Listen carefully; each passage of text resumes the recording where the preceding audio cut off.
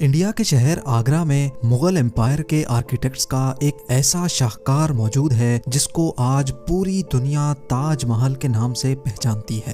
42 ایکڑ پر پھیلا دور سے ہی چمکتا ہوا یہ مقبرہ جہاں اپنے اندر خوبصورتی کے باغیچے سجائے ہوئے ہے، وہیں اس کے اوپر غم اور اداسی کے کئی بادل ابھی تک منڈلا رہے ہیں۔ زیم ٹی وی کی ویڈیوز میں ایک بار پھر سے خوش آمدید۔ ناظرین، لگ بھگ 400 سال پہلے بنائی جانے والی یہ خوبصورت بلڈنگ جہاں اپنے دور کی سب سے بڑی اور سب سے شاندار بلڈنگ ہوا کرتی تھی، وہیں آج اس کو دنیا کا 7واں عجوبہ بھی مانا جاتا ہے۔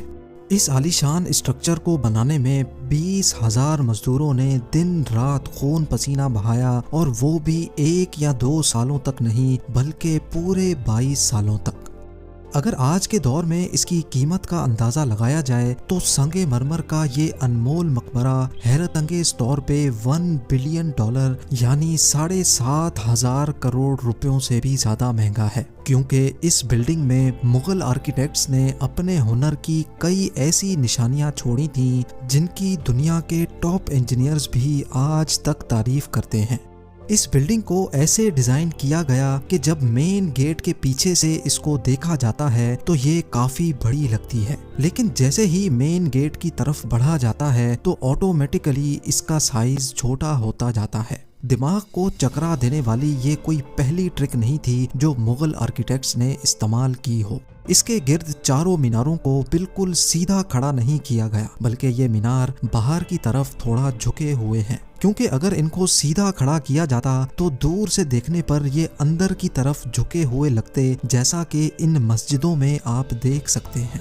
ان میناروں کو باہر کی طرف جھکانے کا ایک اور ریزن بھی تھا، اور وہ یہ تھا کہ خطرناک ارتھ کوئک کی صورت میں اگر یہ مینار گرے بھی تو یہ باہر کی طرف گر کر تاج محل پر ایک آنچ بھی نہ آنے دے۔ لیکن آخر ماجرا کیا تھا کہ اس کو بنانے والے کسی صورت میں اس پر ایک خراش بھی برداشت نہیں کر سکتے تھے۔ تاج محل کے وہ کون سے راز تھے جن کو 400 سال پہلے چھپانے کی کوشش کی گئی تھی، اور جب اس دور میں کنکریٹ یا اسٹیل ہی نہیں ہوا کرتا تھا تو آخر اس عالیشان مقبرے اور اس پر موجود 40 میٹر اونچے ڈوم کو کیسے بنایا گیا؟ یہ سب اور اس سے بھی زیادہ آپ جان سکیں گے آج کی اس اسپیشل ویڈیو میں۔ ناظرین، یہ معاملہ اسٹارٹ ہوا تھا سن 1607 میں، جب انڈیا اور پاکستان کے اس خطے میں مغل امپائر کا ہولڈ ہوا کرتا تھا۔ اس دن مغل شہنشاہ کا سب سے چھوٹا بیٹا شہاب الدین محمد خرم 15 سال کا ہو چکا تھا، اور اسی کی سیلیبریشن کے لیے آگرہ فورٹ میں ایک عالیشان پارٹی رکھی گئی تھی۔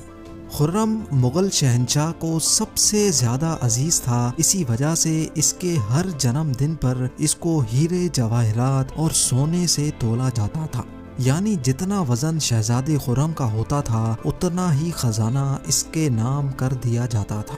لیکن اس جنم دن پر کچھ اور بھی خاص ہونے والا تھا۔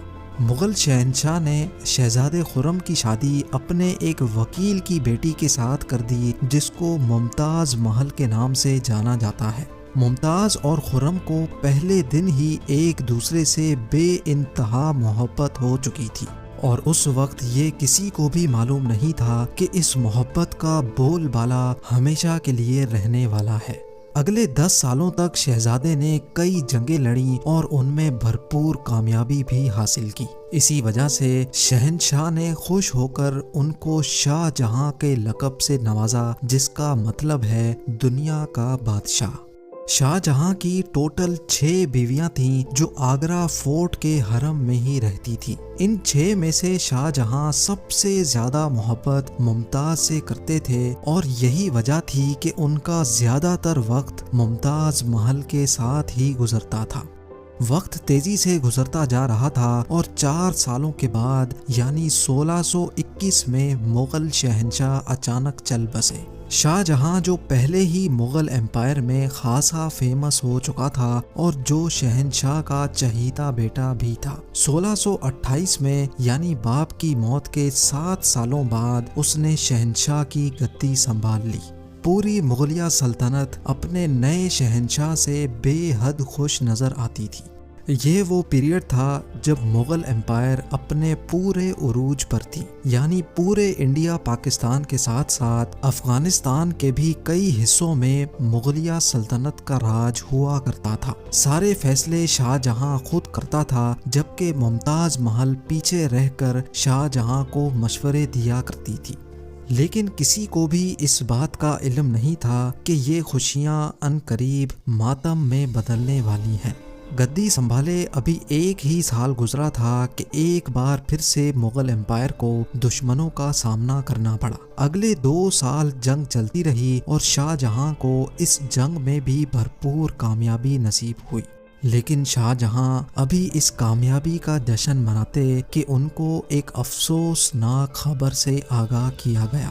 ممتاز محل جو کہ شاہ جہاں کے 14ویں بچے کو جنم دے رہی تھی، اس کی حالت بگڑ گئی اور 17 جون سن 1631 کو وہ نہ چاہتے ہوئے بھی اس دنیا سے چل بسی۔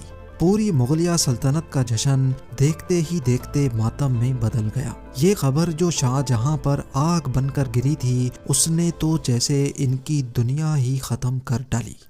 شاہ جہاں کی سب سے پہلی محبت اور ان کی سب سے عزیز بیوی ممتاز محل اس دنیا سے رخصت ہو چکی تھی۔ کہا جاتا ہے کہ اس غم کی پرچائی نے شاہ جہاں کو کالے اندھیروں میں دھکیل دیا تھا۔ اگلے 8 دنوں تک انہوں نے کچھ نہیں کھایا اور اگلے 2 سالوں تک نہ کوئی موسیقی سنی اور نہ ہی پرفیوم لگایا۔ ممتاز محل نے مرنے سے پہلے ایک آخری خواہش کی تھی۔ وہ چاہتی تھیں کہ ان کی قبر دنیا کے سب سے خوبصورت مقبرے میں بنائی جائے۔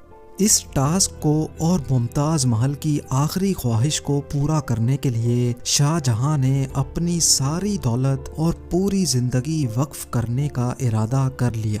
ممتاز کے گزرنے کے 6 ماہ بعد یعنی 1632 میں ہی تاج محل کی کنسٹرکشن کا کام شروع کر دیا گیا۔